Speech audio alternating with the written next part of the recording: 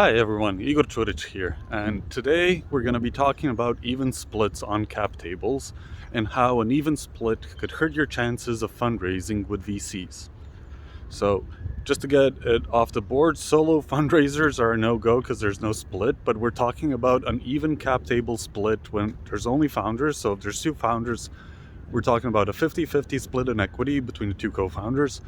If there's three of them, that means a 30-30 split.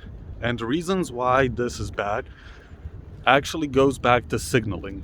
So you are trying to tell your VC that you've had the tough conversation about your cap table split and that you fully understand that not everybody contributes equally and that conversation's been had, done, and agreed upon, so there won't be any issues going forward after you fundraise.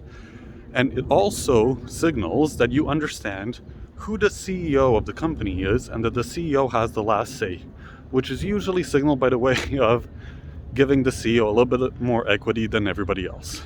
And one thing that's an added green flag on top of it is that you can also allocate some equity on your cap table for future employees in the form of an employee stock option plan.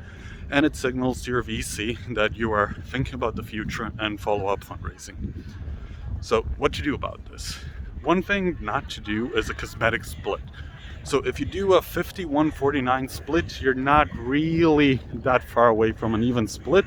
And the only thing that you're signaling is that you tried to have the hard conversation, it didn't go well, but you heard some advice, so you're trying to negotiate down and say 51-49 is an even split, not an even split. Similarly, 34-33, not really far away from an even split, so you need to actually have those conversations. Another way to not go is to be extreme. So we've seen founders that have a 90-10 split between two co-founders or 95-5 between three co-founders. And the idea here is that, one person does contribute the most, and it maybe is the person that came in with the money or with the idea or has been working on it the longest. But your co-founders that have 5 or 10% are going to get diluted down the line.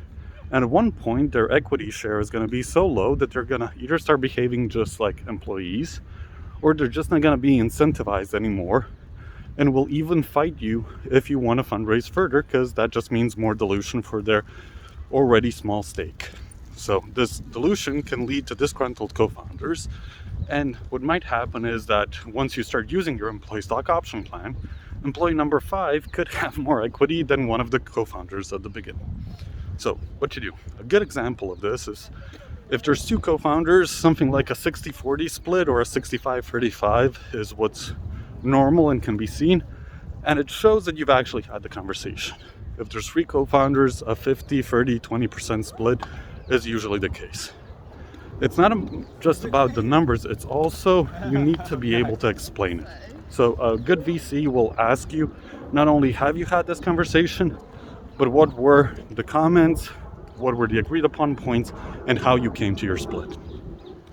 In conclusion, an even split is not really good for your startup if you want to fundraise from a VC, and you should have the hard conversation with your co-founders and make sure that you have your cap table in order before you start fundraising.